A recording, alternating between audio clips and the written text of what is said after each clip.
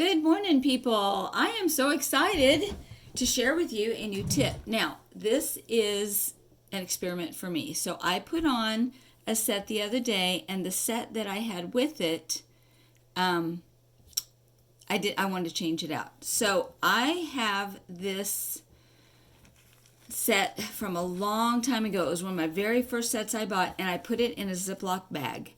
I don't even think the name is on here. And I didn't know that I needed to seal them. So I'm going to try an experiment with you guys and see how well it works. So if you have a set that's dried out, one way you can tell it's dry is that it's not pliable.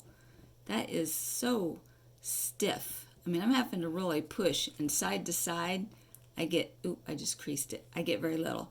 So what I've heard is that if you peel off the top layer, oh my goodness. There we go. Oh, the whole thing just tore off. Wow, and you have to go slow so you don't tear it. Okay, so I'm going to peel off that top layer. This is really lost its sticky. So then I'm going to set this down for a minute. Then I'm going to take our Color Street nail polish remover, and I'm going to put a Q-tip down in it, and I'm going to take this and I'm going to paint it. So I'm just going to paint it quite a bit. And that should rehydrate the nail strip. So we'll see. So I'm going to let it dry.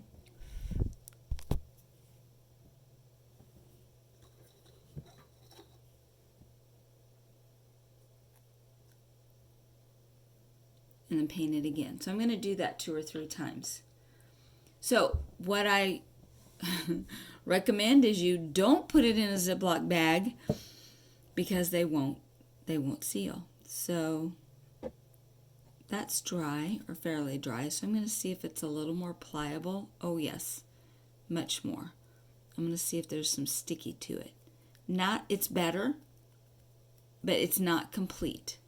So I'm going to keep painting it, and I'm just going to put layers of fingernail polish remover on it.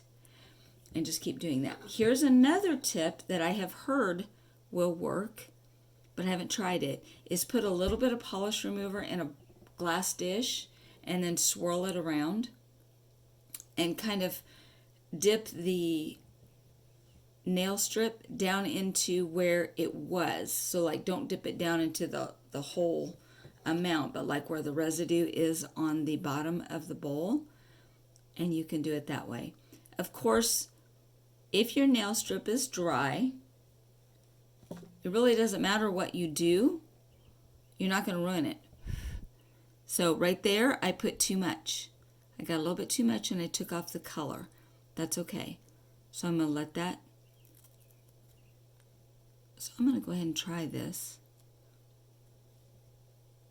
And I've already prepped my nail, and I'm going to put this on here. Whoop! Now, it is still dry. It's split. It tore. I really didn't know what I was doing. So it is going on there. It still needs a little bit of hydration. So I'm going to take a little bit more, and I'm just going to paint over it. So you can see what happens when they're dry. If you ever have a strip that is doing this, that's what's happening. So I'm just going to keep painting that over it. And I can feel it starting to stick to my nail. There we go. This is so cool.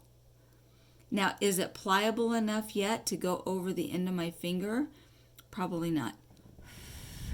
So I'm going to let it kind of air dry for a minute and start pressing it down. There we go. Look at that. That is so cool. is so cool. So I'm going to come over the edge and I'm going to perforate it. Boom. That was cool. So there's a little bit right there.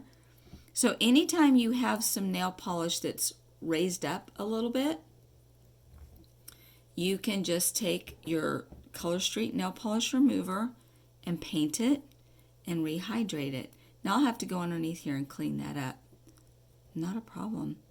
That's pretty slick. So I'm going to show you, this is what the set was, and I know that I showed you in the beginning, it just was not pliable.